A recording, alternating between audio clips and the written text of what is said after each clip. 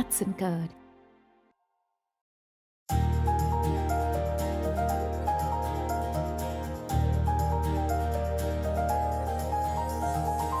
வணக்கம். நிறைய பேர் ஜெஃப்ரி ஆர்ச்சரனுடைய கதை சொல்லி ரொம்ப நாளாச்சுன்னு கமெண்ட்ல போட்டுக்கிட்டே இருந்தீங்க. அதனால என்ன கதைய சொல்றதுன்னு யோசிச்சுக்கிட்டே இருந்தேன். இப்ப சமீபத்துல ஒரு சம்பவம் நடந்தது. அஸ்ட்ரானமர் அப்படின்ற ஒரு கம்பெனியினுடைய தலைவர் ஆண்டி பைரன். அந்த நிறுவனத்திலேயே அங்க மனித வளத்துறையினுடைய தலைவரா இருந்த கிறிஸ்டினா அப்படின்ற ஒரு பெண்ணும், அந்த நிறுவன தலைவரும் 2 பேரும் சேர்ந்து ஒரு மியூசிக் ப்ரோகிராம்க்கு போயிருக்காங்க. கோல்ட் ப்ளே கான்சர்ட்டுக்கு போயிருக்காங்க. அங்க அவங்க கொஞ்சம் நெருக்கமா இருந்தபோது, கேமரா அவங்க மேல திரும்பிருச்சு. உடனே அந்த அம்மா முகத்த திருப்பிக்கிட்டாங்க. அவர் டேபிள்க்குள்ள போய் ஒளிஞ்சுக்கிட்டாரு. இது உலகம் முழுக்க பெரிய செய்தியாயிருச்சு. ஒரு நிறுவன தலைவரும், அந்த அம்மாவும் அப்படி இருக்கலாமா? ஏன்னா 2 பேருமே திருமணமானவங்க. ஒருத்தரோட ஒருத்தர் இல்ல. அப்படி இருக்கலாமா? அப்படின்னு ஒரு பெரிய டிபேட் வந்தது. அதற்கு பிறகு எதிர்பார்த்தபடியே ஆன்டி பைரனுடைய மனைவி விவாகரத்து கேட்டிருக்காங்க. இந்த மாரி மிக பெரும் பணக்காரர்களினுடைய மனைவிகள் வந்து விவாகரத்து கேட்கிறப்போ, அது ஒரு பெரும் பேசு பொருளாகிறது. ஏன்னாக்க, இவங்களுடைய சொத்து மதிப்ப நீங்க பார்த்தீங்கன்னாக்க, நம்மால எவ்வளவு 0 இருக்குன்னு கூட நம்மால கண்டுபிடிக்க முடியாது. இவருக்கு 17,000 கோடிக்கு மேல சொத்து இருக்கு.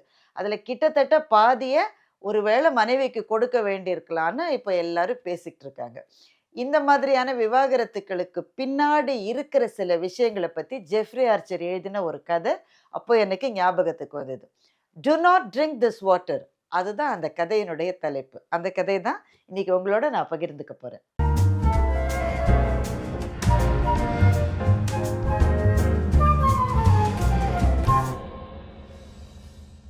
கதை ஆரம்பிக்கிற இடமே பயங்கர சுவாரஸ்யமான இடம். உங்களுக்கெல்லாம் தெரியுமா? ஜெஃப்ரி ஆர்ச்சர் பெரிய எழுத்தாளர். அது ஒண்ணு தான் நம்ம கேள்விப்பட்டிருப்போம். ஆனா, அவர் கிட்டத்தட்ட 6 மாசமோ, 1 வருஷமோ ஜெயில்ல இருந்திருக்காரு. லண்டன்ல இருந்த ஒரு சிறையில அவர் 1 வருஷத்த கழிச்சிருக்காரு. ஒரு டாக்ஸ அவாய்ட் பண்ணதுக்காகவோ, எதுக்காகவோ அந்த ஒரு குற்றத்துக்காக அவர் சிறைக்கு போயிருக்காரு. சிறையில இருந்த நாட்கள், ஐயோ! இவ்ளோ பெரிய எழுத்தாளர் என்ன போய் ஜெயில்ல அடைச்சுட்டாங்களே! அப்படிலாம் அவர் ஒண்ணும் கவலைப்படல. குற்றவாளிகள் பல பேரோட பேசி, அந்த கதைகள வாங்கி வெளியில வந்த உடனே, அந்த கதையெல்லாம் எழுதி முன்னைய விட பாப்புலர் ஆயிட்டாரு ஜெஃப்ரி ஆர்ச்சர். அப்படி அவர் சிறையில சந்தித்த ஒரு சுவாரஸ்யமான மனிதரினுடைய கதை தான் "do not drink water this water". கால் அப்படின்ற ஒரு பெர்சன அவர் பார்த்திருக்காரு. கால் வந்து ரொம்ப பிரம்மாண்டமா இருக்கிற ஒரு ஆளு. இப்ப நம்ம மிகப்பெரிய மனிதர்களுக்கு செக்யூரிட்டி குடுப்பதற்காக வராங்க இல்ல, அந்த மாதிரியான ஒரு ஆகிருதி கொண்ட ஆள். கிட்டத்தட்ட 7 அடி உசரமும், பிரம்மாண்டமான தோற்றமும் கொண்டு, உடம்பு முழுக்க பச்சை குத்திட்டு இருக்கிற ஒரு ஆள் தான் கால். ஜெயில்ல இருக்கிற பாக்கி யாரும் அந்த கால் அவர்ட்ட பேசவே இல்ல. எல்லாரும் தள்ளி தள்ளி போயிடுவாங்க. ஆனா ஆர்ச்சர் அப்படி இல்ல. என்னைக்காவது கைதிகள் எல்லாரையும் வாரத்துல 2 நாளு திறந்த வெளியில ஒருத்தரோட ஒருத்தர் பேசுறதுக்கு அனுமதிப்பாங்களாம். அந்த ஊர் ஜெயில்ல. அப்படி அனுமதி கிடைக்கிற போதெல்லாம் இந்த கால் அப்படின்றவரும், ஆர்ச்சரும் நெறைய பேசிட்டு இருக்காங்க. சிறையில ஆர்ச்சர் கத்துக்கிட்ட பெரும் பாடம் என்னன்னா, ஒரு குற்றவாளிய சந்திச்சா, "என்ன தப்பு செஞ்சுட்டு நீ ஜெயிலுக்கு வந்திருக்க?" அப்படின்னு கேட்கவே கூடாதாம். எல்லா குற்றவாளிகளும் மற்றவர்கள் செய்த குற்றங்களை பற்றி பேசுவாங்களே தவிர, அவர்கள் எதற்காக சிறைக்கு வந்திருக்காங்கன்றத சொல்லவே மாட்டாங்களாம். ஆர்ச்சர் வந்து மனித மனத்தினுடைய இந்த சூட்சுமம்லாம் தெரிஞ்சவர் தானே. அதனால இவரா கேட்கவே இல்ல. ஆனா 2, 3 சந்திப்புக்கு பிறகு கால் மனசுல இருக்கிற எல்லாத்தையும் வெளியில கொட்டிட்டாரு. இதற்குள்ளேயே ஆர்ச்சர் என்ன பார்த்திருக்காருன்னா, சிறையில இருக்கிற கைதிகள சந்திக்கிறதுக்கு அவங்க உறவினர்கள் எல்லாம் வருவாங்கல்ல. அப்ப கால் அவர சந்திக்க வந்த ஒரு பொண்ணு, ரொம்ப அழகான பொண்ணு. இவர் இருக்கிற ஒசரத்துக்கும், ஆகிருதிக்கும் அந்த பொண்ணுக்கும் சம்மந்தமே இல்ல. சின்ன பொண்ணு. ஆனா முகம் முழுக்க காதலோட அவ கால் கிட்ட பேசிக்கிட்டே இருக்கா, பேசிக்கிட்டே இருக்கா, பேசிக்கிட்டே இருக்கா. அப்ப ஆர்ச்சர் நெனச்சுக்கிறாரு, வாழ்க்கை எவ்வளவு விசித்திரமானது. குற்றவாளியா ஜெயில்ல இருக்கான். கிட்டத்தட்ட 4, 5 வருஷம் ஜெயில்ல இருக்க போறான். அவனுக்கு இவ்வளவு அழகான ஒரு பெண்ணு, மனைவியா, காதலியான்னு தெரியல. அத பத்தி அவர் கேட்கிறாரு. அவ என்னுடைய காதலி தான். நான் வெளியில வரதுக்காக காத்துக்கிட்டு இருக்கா. நான் வெளியில போன உடனே கல்யாணம் பண்ணிட்டு, நாங்க மகிழ்ச்சியா இருக்க போறோம். காசெல்லாம் எங்ககிட்ட கிடையாது. ஆனா நாங்க மகிழ்ச்சியா இருக்க போறோம். எனக்காக காத்துட்டு இருக்கான்னு பெருமையா கால் சொல்றான். அப்ப பார்த்து ஆர்ச்சர் கேட்கிறாரு, இவ்வளவு அழகான, உன் மேல இவ்வளவு காதலோடு இருக்கிற ஒரு பெண்ண வெளியில காக்க வச்சுட்டு, "என்ன தப்புப்பா செஞ்சுட்டு நீ ஜெயிலுக்கு வந்த?" அப்படின்னு அந்த கேள்விய சொன்ன உடனே, அதற்கு பிறகு கால் தான் ஜெயிலுக்கு வந்த கதைய சொல்ல ஆரம்பிக்கிறார். அந்த கதையினுடைய தொடக்கம், கால் வந்து செக்யூரிட்டி கார்டாவும், டிரைவராகவும் ஒரு மிகப்பெரிய பணக்காரர். ஒருத்தர்கிட்ட ரொம்ப நாள் வேலை செஞ்சிருக்காரு. ரிச்சர்ட் பான்ஸ்லே அவருடைய பேரு. ரிச்சர்ட் பான்ஸ்லே வந்து தன்னுடைய பேர்லயே ஒரு பெரும் நிறுவனத்த நடத்திட்டு இருக்காரு. ரிச்சர்ட் பான்ஸ்லே கார்ப்பரேஷன்ற பேர்ல ஒரு பெரும் நிறுவனம். அவங்க வந்து கன்ஸ்ட்ரக்ஷன் கம்பெனி வச்சிருக்காங்க. அதனுடைய தலைவரா இவர் இருக்கறதுக்கு முன்னாடி பல கன்ஸ்ட்ரக்ஷன் நிறுவனங்கள்ல இவர் வேலை செஞ்சிருக்காரு. அ நைஜீரியால, லாகோஸ்ல அங்கெல்லாம் இருந்த நிறுவனங்கள்ல வேலை செஞ்சு, அங்கெல்லாம் அவர் கத்துக்கிட்ட முக்கியமான விஷயம் என்னன்னு நினைக்கிறீங்க? எப்படி கன்ஸ்ட்ரக்ஷன் கம்பெனிகளை நடத்துவது அப்படின்றதெல்லாம் கிடையாது. இந்த நாடுகள்ல பெரும் கவர்ன்மென்ட் ப்ராஜெக்ட்ஸ வாங்கறதுக்கு பெரும் லஞ்சங்கள் இருக்கும். இந்த லஞ்சத்த யார்ட்ட குடுக்கணும்? எப்படி குடுக்கணும்? தன் பேர் வெளியில வராம குடுப்பது எப்படி? லஞ்சத்த வாங்கின ஆளுக்கு புரொடெக்ஷன் எப்படி குடுக்கறது? இந்த கலையில ரிச்சர்ட் பான்ஸ்லே மன்னராவே ஆயிட்டாரு. இது நல்லா தெரிஞ்சதுனால, தன்னுடைய பேர்ல சொந்தமா ஒரு நிறுவனத்தையே ஆரம்பிச்சுட்டாரு. அவரு பெரும் பணக்காரர் ஆன பிறகு, இருக்கிறதுலலாம் பெரிய ஜாக்பாட் ஒண்ணு அவருக்கு அப்ப அடிக்கும் போல இருந்தது. என்னவென்றால், ரஷ்யாவில செயின்ட் பீட்டர்ஸ்பர்க் நீங்க கேள்விப்பட்டிருப்பீங்க.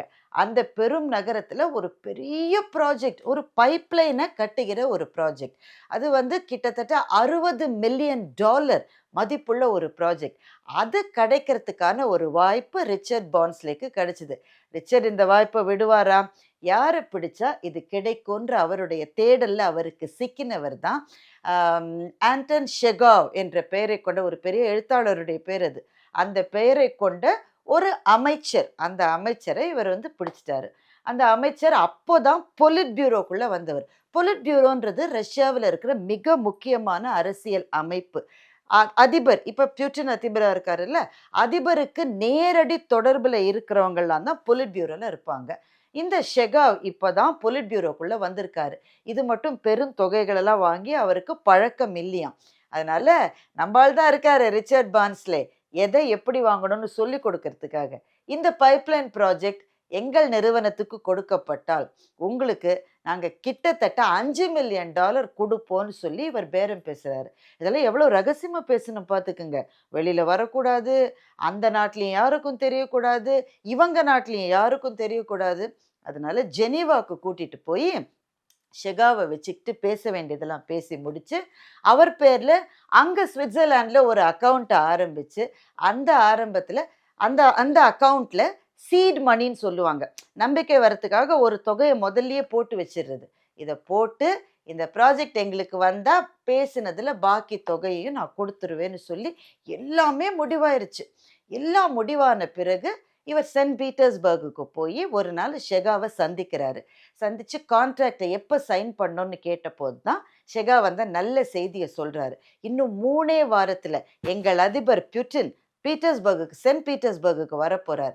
அவர் வர்றபோது நான் எப்படியாவது கஷ்டப்பட்டு ஒரு 2 மணி நேர அப்பாயின்ட்மெண்ட்ட வாங்கிர்றேன். அவர் இருக்கிற போதே இந்த அக்ரீமெண்ட்ல சைன் பண்ணிட்டோம்னா, அதுக்கு பிறகு அத யாராலயும் மாத்த முடியாது. உங்க போட்டி கம்பெனிகள் வந்து யாருக்கு என்ன குடுக்குறேன்னு சொன்னாலும், அதிபர் முன்னாடி சைன் பண்ண கான்ட்ராக்ட்ட மாத்த முடியாது.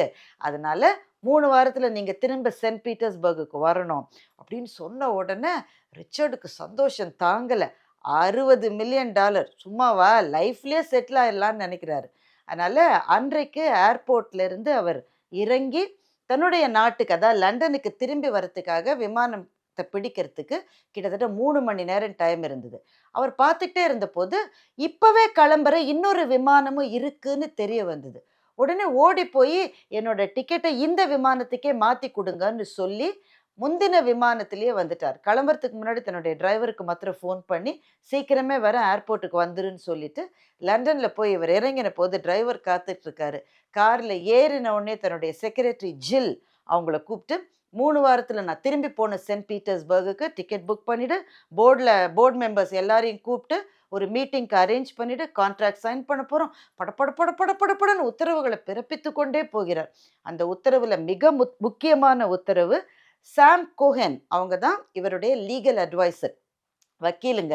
அவர்கிட்ட எனக்கு ஒரு மீட்டிங் அரேஞ்ச் பண்ணு. நாளைக்கு காலையில 8 மணிக்கு வக்கீல சந்திக்கணும். ஏன்னா இந்த மாரி பெரிய கான்ட்ராக்ட்லலாம் கையெழுத்து போடுறதுக்கு முன்னாடி லீகல் அட்வைசர்ட்ட பர்சனலா ஒப்பீனியன் வாங்கிக்கிறது தானே சரியா இருக்கும். எல்லாத்தையும் சொல்லிட்டு வீட்டுக்கு போறாரு. வழக்கமா ரிச்சர்ட் இந்த மாரி வெளிநாட்டு பயணங்கள் முடிஞ்சு வீட்டுக்குள்ள போகும்போதே, அவங்க மனைவி மௌரீன் வாசல்லயே நின்னு அவங்கள ஒரு ஹக் ஒரு சின்ன அணைப்பு குடுத்து வரவேற்பது வழக்கம். ஆனா, அன்னைக்கு மனைவி இல்ல. ஒரு நிமிஷம் யோசிக்கிறாரு, எங்க போயிட்டான்னு. அப்புறம் தான் அவருக்கு நினைவு வருது. ஓ! நான் தான் முந்தின ஃப்ளைட்ல வந்துட்டேனே! அது அவளுக்கு நான் சொல்லவே இல்லையே! அதனால தான் அவ இல்ல வீட்ல. எங்கேயோ வெளியில போயிருப்பான்னு நெனச்சுக்கிட்டு, கட கட கடன்னு உள்ள வராரு. அவருடைய வழக்கம் என்னன்னா, மிக முக்கியமான விஷயங்கள ஒரு பேப்பர்ல எழுதி வச்சுக்கிறது. இந்த டிஜிட்டல் யுகத்துல கூட பேப்பர்ல, டைரியில எழுதி வைக்கிற வழக்கம் சில பேர்ட்ட இருக்க தானே இருக்கு. அதனால நாளைக்கு காலையில 8 மணிக்கு சாம் கோஹன மீட் பண்ணணுன்ற மிக முக்கியமான விஷயத்த எங்கேயாவது எழுதி வச்சுக்கணும்னு சொல்லிட்டு பேப்பர தேடுறாரு. நம்ம வீடு மாரி தாங்க இருக்கு. பெரும் பணக்காரர்கள் வீடும். அவசரத்துக்கு ஒரு பேப்பர் கிடைக்காது, ஒரு பேனா கிடைக்காது. அப்படியே பேனா கிடைச்சாலும் அது எழுதவே எழுதாது. இவர் அவ்வளவு பெரிய மாளிகை மாதிரியான வீட்ல ஒரு பேப்பர தேடி அலையறாரு. அத குறிச்சு வச்சுக்கிறதுக்காக. சட்டுன்னு அவங்க மனைவி மௌரினோட ரூம் அதுதான் இருக்கு. அந்த அறைக்குள்ள இவங்க போயி அவங்க வழக்கமா ஒரு டேபிள் சேர்ல நெறைய பேப்பர்ஸ்லாம் இருக்கு. அந்த பேப்பர்ல குறிப்பு எழுதிக்கிறாரு. நாளைக்கு காலையில 8 மணிக்கு வக்கீல சந்திக்கணும்னு. அந்த குறிப்ப எழுதிக்கிட்டு பார்த்தா, பக்கத்துல ஒரு கடிதம் இருந்தது. சம்திங் அன்யூசுவல். அவருடைய மனைவிக்கு ஒரு வக்கீல்ட்ட இருந்து ஒரு கடிதம் வந்திருக்கு. என்னுடைய மனைவிக்கு எதுக்காக வக்கீல்ட்ட இருந்து கடிதம் வந்திருக்கு? ஆண்ட்ரூ சிம்மன்ஸ் அப்படின்ற ஒரு லாயர்ட்ட இருந்து கடிதம் வந்திருக்கு. அந்த கடிதத்தை இவர் எடுத்து படிக்கிறார். மனைவிக்கு அந்த கடிதத்த படிக்கக்கூடாது. பட் மனைவிக்கு தானே வந்திருக்குன்னு படிச்சுட்டாரு. நீங்க சொன்ன விஷயம் மிக மிக ஜாக்கிரதையாக கையாள வேண்டிய விஷயம். இந்த விஷயத்த பத்தி நாம ஃபோன்லயோ, லெட்டர்லயோ பேச முடியாது. இமெயில்லலாம் அனுப்ப முடியாது. எங்க ஆஃபீஸ்க்கு நேரா வாங்க இன்னைக்கு காலையில நாம சந்திப்போம்னு அந்த ஆண்ட்ரூ சிம்மன்ஸ்ன்ற லாயர்ட்டேருந்து இவரோட மனைவிக்கு கடிதம் வந்திருக்கு. மனைவி வீட்ல இல்ல. அப்ப ஆண்ட்ரூ சிம்மன்ஸ பார்க்கத்தான் மனைவி போயிருக்காங்கன்னு தெரிஞ்சிருச்சு. உடனே இவரால ஆவல தாங்க முடியல. உடனே மனைவிகிட்டயே ஃபோன் பண்ணி கேட்கலாம்ல, கேட்க முடியாது. என்ன சீக்ரெட்டான அப்படி விஷயம்னு தெரிஞ்சுக்கிறதுக்காக, தன்னுடைய வழக்கறிஞரான சாம் அவர கூப்பிடுறாரு. சாம் கோஹன கூப்பிட்டு, நாளைக்கு காலையில 8 மணிக்கு நம்ம ரஷ்யா கான்ட்ராக்ட்ட பத்தி மட்டும் பேசப் போறதில்ல. அத விட முக்கியமான ஒரு விஷயத்த நாம பேசப் போறோம். அதுக்கு முன்னாடி ஒரே ஒரு சின்ன விஷயத்த மட்டும் நீங்க கொஞ்சம் ஆராய்ஞ்சு எனக்கு சொல்லுங்க. ஆண்ட்ரூ சிம்மன்ஸ்ன்னு யாராவது அட்வொகேட் இருக்காங்களா? அது யாரு? அப்படின்னு தன்னுடைய வழக்கறிஞருக்கு ஒரு மெசேஜ் அனுப்புறாரு. அவர் வழக்கறிஞர் உடனே திரும்பி கூப்பிடுறாரு. அவர் பயங்கர பிஸியான லாயர். அவரே இவர கூப்பிடுறாருன்னா, அவர் இவர்ட்ட சொல்றாரு, "ஆண்ட்ரூ சிம்மன்ஸ் என்றவர் மிகப்பெரிய டிவோர்ஸ் லாயருங்க. எதுக்காக உங்க மனைவி அவர பார்க்க போயிருக்காங்க? இது ரொம்ப முக்கியமான விஷயம். இத முதல்ல முடிங்க. ரஷ்யா கான்ட்ராக்ட்ட அப்புறம் பார்த்துக்கலான்றாரு." அவ்வளோதான். அன்னைக்கு ராத்திரி ரிச்சர்டால தூங்க முடியுமா? யோசிச்சு யோசிச்சு பார்க்குறாரு. ஆனா மனைவி திரும்பி வந்தோனே வழக்கம் போல பேசுறாங்க, சிரிக்கிறாங்க. ட்ரிப் எப்படி இருந்ததுன்னு கேட்குறாங்க. "ஓ! 3 வாரத்திலே திரும்பி போறீங்களா? அப்ப நானும் உங்க கூட வருவேன். நான் ரஷ்யாவ பார்த்ததே இல்ல.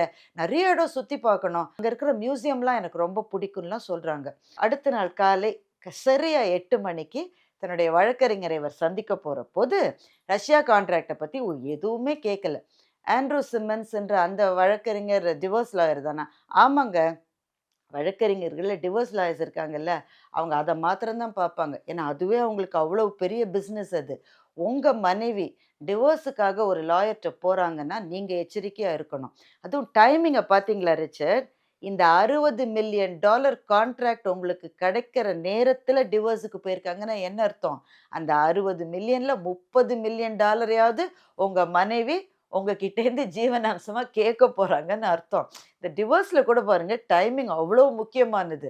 அப்படின்னு அந்த வழக்கறிஞர் சொன்ன உடனே, இவரு அடித்தளத்திலேருந்து மேல வந்த ஆளு.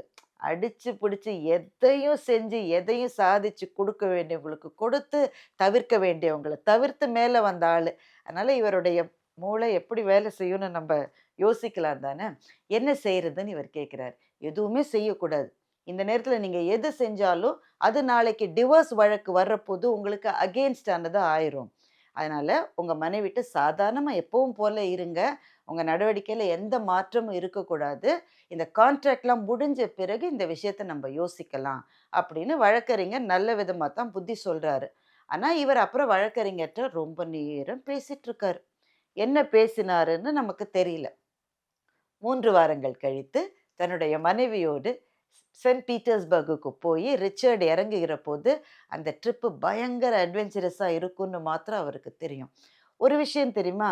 இந்த மாதிரி ரொம்ப பெரிய ம், பணம், அதிகாரம், வசதிலாம் இருக்கிறவங்க ரொம்ப நம்பிக்கையா ஒரு ஆளையாவது பக்கத்துல வச்சுப்பாங்க. அவங்க இல்லாம இவங்களால செயல்படவே முடியாது.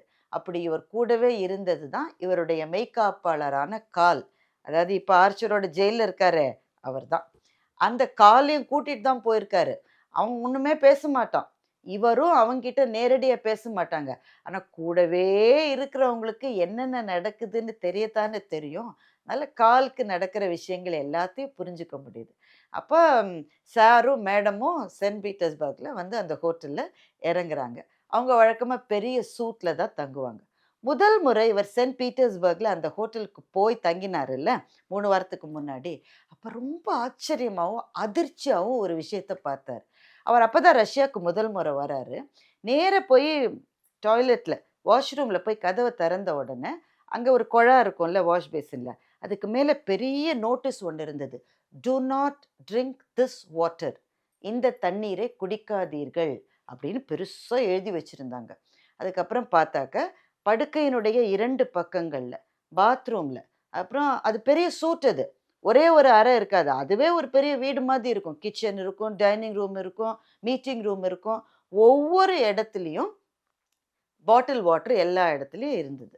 இவர் அப்புறம் கேட்குறாரு அந்த ஹோட்டலுக்கு அந்த ரிசப்ஷனுக்கு ஃபோன் பண்ணி, "என்னது டூ நாட் ட்ரிங்க் திஸ் வாட்டர்ன்னு போட்டிருக்கு. எங்க ஊர்லலாம் எந்த குழால இருக்கிற தண்ணியும் நாங்க குடிப்போம்." "ஐயய்யோ! ரஷ்யால அத செய்யாதீங்க. குறிப்பா செயின்ட் பீட்டர்ஸ்பர்க்ல அத செய்யவே கூடாது. நீங்க பாத்ரூம்ல வர தண்ணிய குடிச்சீங்கன்னா, இங்க மிக மோசமான ஒரு அலர்ஜியும், ஒரு எயில்மென்ட்டும் வரும். ரொம்ப காய்ச்சல் வரும். இங்க வந்து பல பேருக்கு அது வந்திருக்கு. அதனால தயவு செஞ்சு குடிக்காதீங்க." அதனால தான் எல்லா இடத்துலயும் பாட்டில் வச்சிருக்கோம். அந்த தண்ணீய மாத்திரமே குடிங்க அப்படின்னு ஹோட்டல்ல சொல்றாங்க.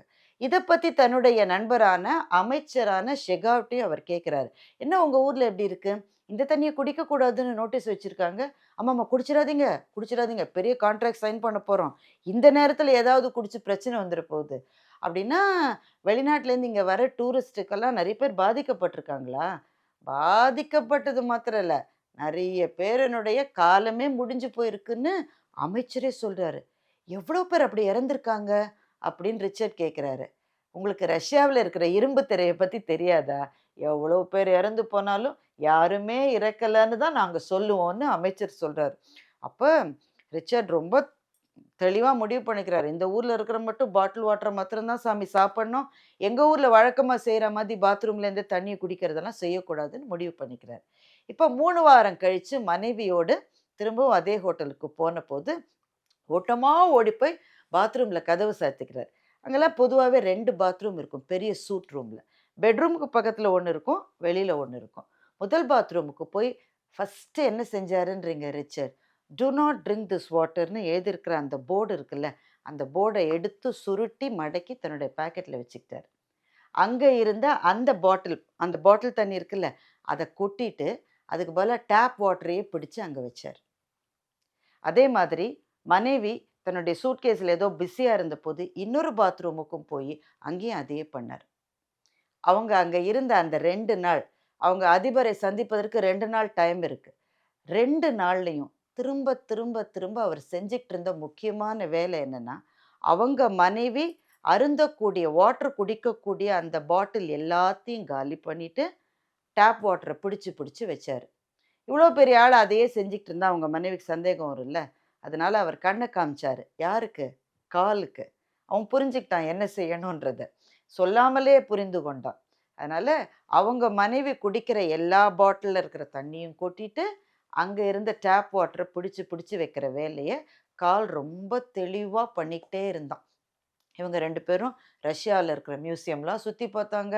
அங்க ரிச்சர்ட் ரொம்ப உஷாரா இருந்தாரு. அவர் தண்ணியே குடிக்கல. ஏதாவது மிக்ஸ் ஆயிருச்சுன்னா என்ன பண்றதுன்னு சொல்லிட்டு, அவர் ஆரஞ்சு ஜூஸ் குடிச்சிட்டு தான் இருந்தாரு.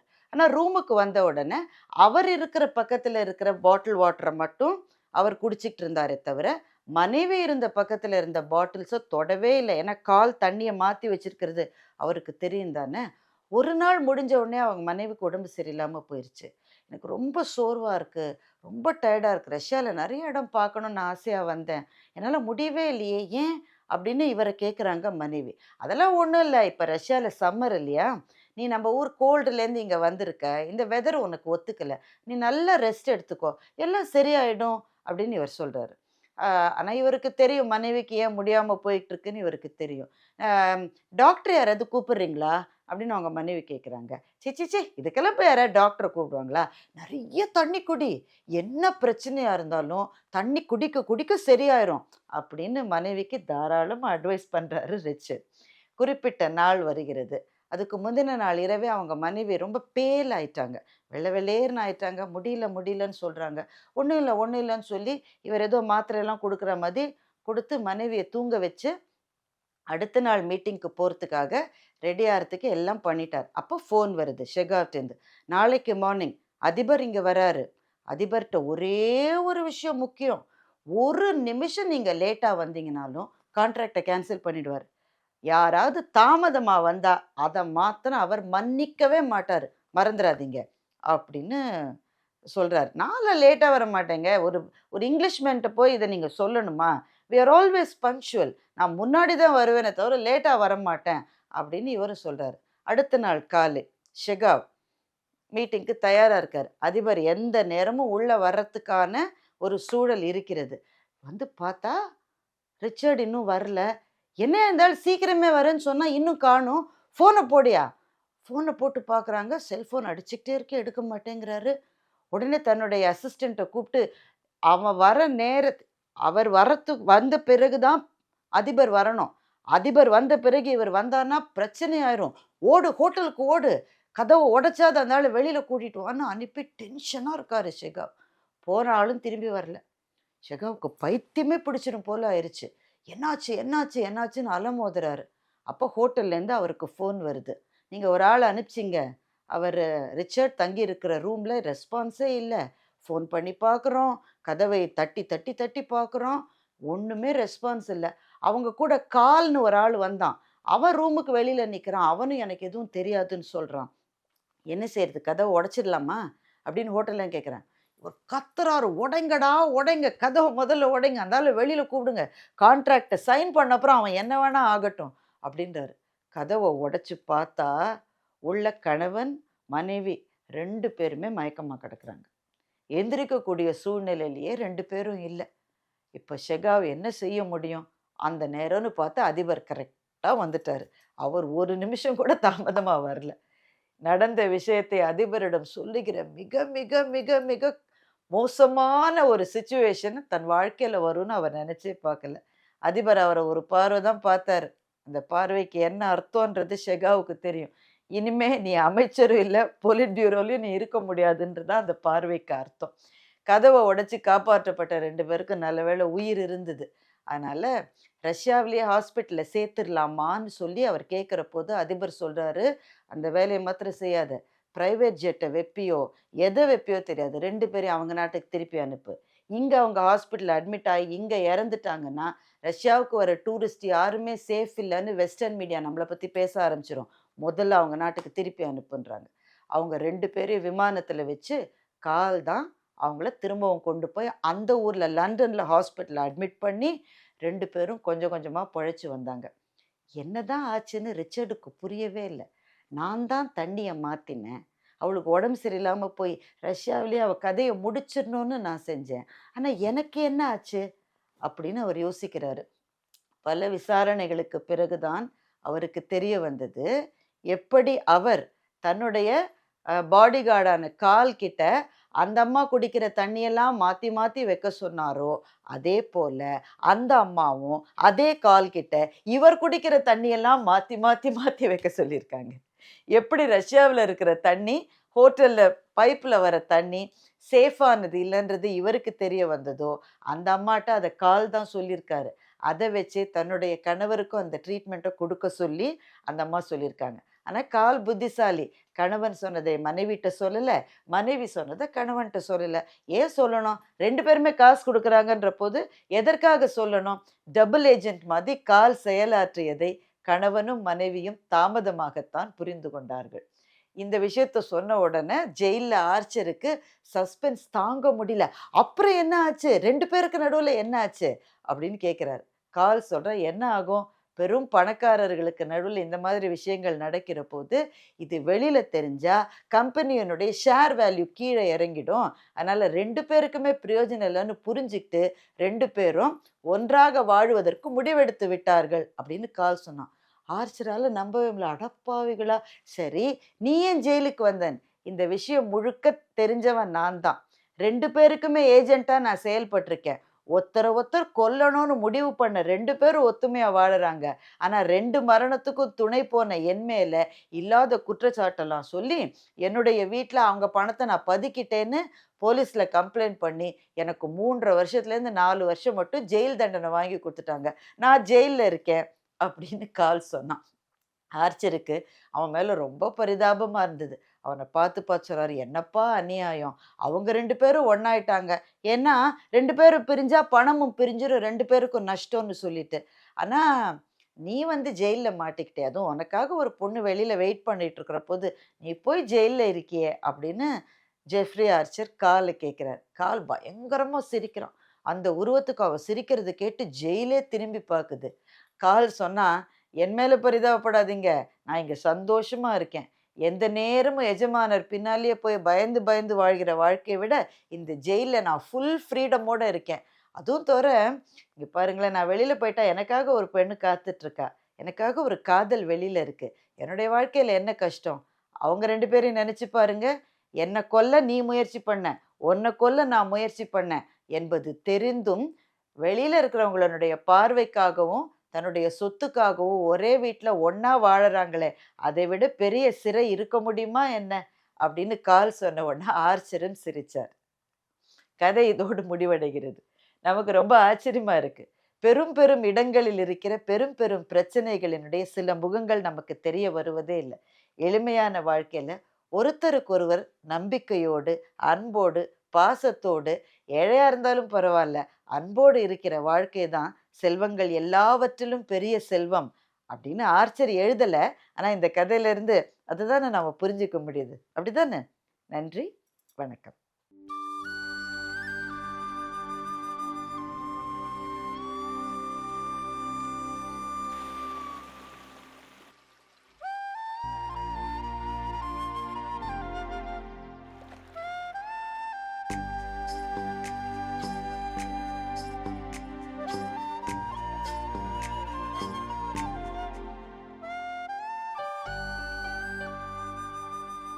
Hudson Card.